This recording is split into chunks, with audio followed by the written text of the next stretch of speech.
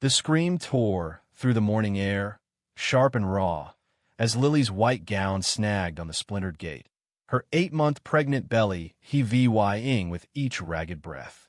I lunged forward, heart hammering, but the two men in crisp black uniforms, HOA emblazoned in gold across their chests, yanked her back, their grip bruising her arms. Guests froze mid-step, flowers slipping from their hands, as the idyllic backyard wedding we'd dreamed of for years shattered into chaos. "This is our home," I roared, voice cracking, but the taller one sneered. "Not anymore, pal." Behind them, Victor Crane, the HOA president, stood like a vulture, his cold eyes glinting with triumph. "I'm Nathan Hayes, a carpenter who thought he'd built a sanctuary in Maple Grove Estates. That day, I learned how wrong I was and how far I'd have to go to take it back. 3 years earlier, Lily and I had poured everything into our dream home. I'd spent nights sanding cedar beams, carving intricate patterns into the gazebo where we'd one day exchange vows. Lily, a graphic designer with a laugh that could light up a room, sketched our Futurian nursery for our baby girl, Sophie, already kicking inside her. Maple Grove seemed perfect. Quiet streets, tidy lawns, a community that felt safe. The HOA was just a formality, a check we wrote each year without much thought. I didn't notice the cracks until they swallowed us whole. It started with the election. Lily's cousin, Ben Carter, ran for county commissioner on a platform to curb HOA powers. We'd heard stories friends slapped with thousands in fines for a mailbox 2 inches too tall, a neighbor Ted over a flagpole dispute. Ben's campaign wasn't just politics, it was personal. We hosted small gatherings in our backyard, neighbors perched on folding chairs under the gazebo, sipping lemonade and swapping horror stories. I'd built that gazebo myself, a gift for Lily, its cedar beams glowing golden in the dusk. The county approved our permit, but the HOA's response dragged on, their forms buried in some bureaucratic void. I should have seen the warning signs. Victor Crane had ruled Maple Grove for 2 decades, a man who thrived on control. His office, tucked behind the community pool, was a shrine to his ego plaques, photos, a leather chair like a throne. Most residents paid their dues and kept quiet. Those who didn't found their lives dismantled. Fines piling up, liens on their homes, whispers of foreclosure. I'd heard the rumors, but brushed them off. My mistake. 2 weeks before our wedding, a letter arrived. Our gazebo OLAT HOA rules. Height, placement, aesthetic incompatibility. I called Victor, expecting a quick fix. "Just a formality, Nathan." He purred, his voice slick as oil. "Focus on your big day." I believed him, too caught up in Lily's radiant smile and the flutter of Sophie's kicks to sense the trap closing. The wedding morning was perfection. Sunlight filtered through the oaks, casting dappled shadows on the lawn. Lily glowed in her mother's gown, the lace hugging her pregnant belly. Our families gathered, kids chasing each other, neighbors snapping photos. I stood under the gazebo, palms sweaty, watching Lily glide down the aisle on her father's arm. The string quartet swelled, and my chest tightened with joy. Then the gate crashed open. Victor's enforcers stormed in, boots trampling the grass. "This event is unauthorized," the taller one bellowed, his partners scanning the crowd like a predator. Victor trailed behind, his tailored suit out of place among the folding chairs. I stepped forward, fists clenched. "We have permits. This is our wedding." Victor's smile was a blade. "Your structure's illegal. Excessive occupancy. Event terminated." Lily's father, Greg, tightened his grip on her arm. "Tomorrow," he said, voice steady. "Show some humanity." "Humanity?" Victor scoffed.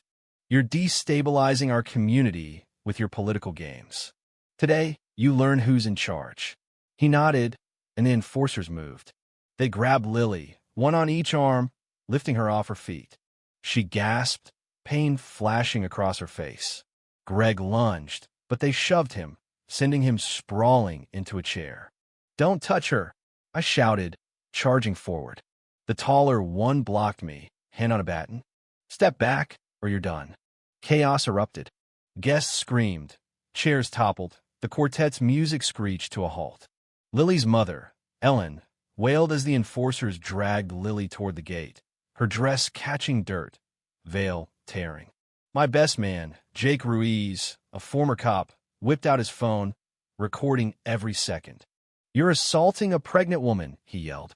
The shorter enforcer hesitated, glancing at Victor, who snapped, "Control the scene."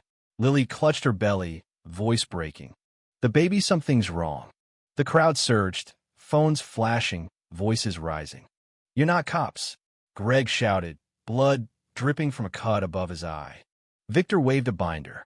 "We have HOA authority to remove trespassers." "Trespassers," I spat. "This is our land." He smirked. "Subject to covenants UVYOLAT.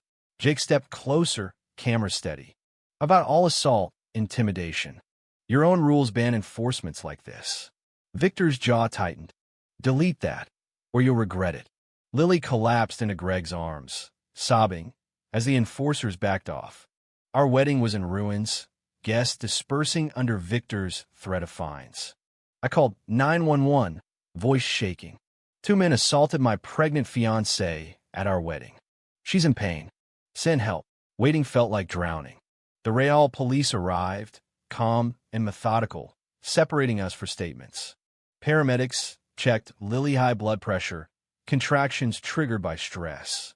"We're taking her in," they said, loading her onto a stretcher. I locked eyes with Victor as they wheeled her away. No remorse, just a predator sizing up his next move. At the hospital, Lily stabilized. "False contractions," the doctor said. "Your baby's safe, but she needs rest." Sedated, Lily clung to my hand, tears streaking her face.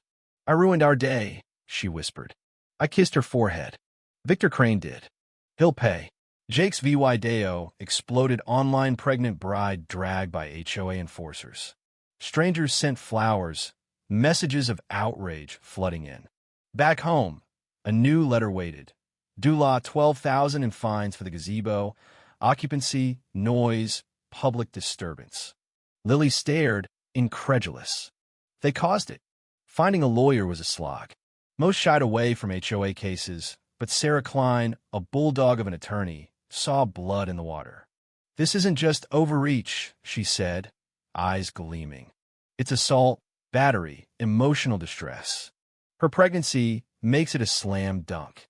Sarah dug deeper, unearthing a web of corruption. Victor hadn't just targeted us. He'd orchestrated a campaign against Ben's supporters. Emails revealed his plan. Crush our wedding to scare voters, weaken Ben's base. Victor funneled money to Ben's rival, a developer promising to shield HOAs from reform. One email chilled me. "Hayes' wedding is the perfect stage. Shut down. Send a message." Sarah found others due lot 20,000 fines for a shed supporting Ben's signs. A veteran threatened with EVY tie-in over a flagpole. Victor's own words damned him, recorded at a closed HOA meeting. "Elections are won by breaking spirits." Hit Carter's people hardest. Retaliation tightened like a noose. Daily inspections targeted us fines for grass clippings, a trash bin left out too long. Neighbors faced interrogations, their loyalty to Ben questioned. "Classic intimidation," Sarah said. "He's isolating you." We fought back. Every notice became EVY Denke. Neighbors formed a covert network, photographing enforcers, leaking HOA emails. 2 board members resigned, citing Victor's unconscionable tactics. A whistleblower slipped us Victor's correspondence with Ben's rival. Carter's base is crumbling. Willow Grove is secure. The DA took notice, probing voter intimidation a federal offense. A retired sheriff, a guest at our wedding, testified Victor had bragged about teaching a pregnant bride a lesson to silence Ben's campaign. Victor's settlement offer Dula 200,000 with an Indialund like an insult. We countered. Dula 600,000, no gag order. They balked. "It's not about money," I told Sarah. "It's about justice." The trial came 8 months later. Lily, cradling newborn Sophie, took the stand, voice steady. "I thought I'd lose my baby when they dragged me." Victor planned it. His defense painted us as rabble-rousers, but emails, audio, and Jake's VY Deo crushed them. The verdict hit like thunder. Dula 2 million compensatory, Dula 500,000 punitive. Victor's empire is community center. His pride was liquidated, transferred to us. We renamed it Liberty Hall, banning him from HOA roles for life. The judge referred him to prosecutors. Ben won the election by 15 points, passing the Homeowner Freedom Act to cap HOA powers and mandate oversight. Victor vanished, his candidate fading into obscurity. Liberty Hall became our redemption. We held our real wedding there, Ben officiating, Sophie toddling down the aisle with a tiny basket of petals. The hall grew into a beacon legal clinics, reform workshops, a symbol of resistance. 5 years later, Ben's reforms sparked a national movement. Sophie and her new brother, Lucas, played freely in our yard, no shadow of Victor's tyranny lingering. Our home was ours again, built not just with cedar and nails, but with courage. We'd toppled a king, reclaimed our castle, and lit a fire that spread far beyond Maple Grove. If you were the one in this story, how would you react? Would you stand up and fight back, or accept the unreasonable pressure and control from the HOA? Share your thoughts in the comments below. And don't forget to subscribe, like, and share this VY Deo with more people. Your small action gives us the motivation to keep bringing you more intense and engaging stories. Thanks for watching, and we'll see you in the next VY Deo.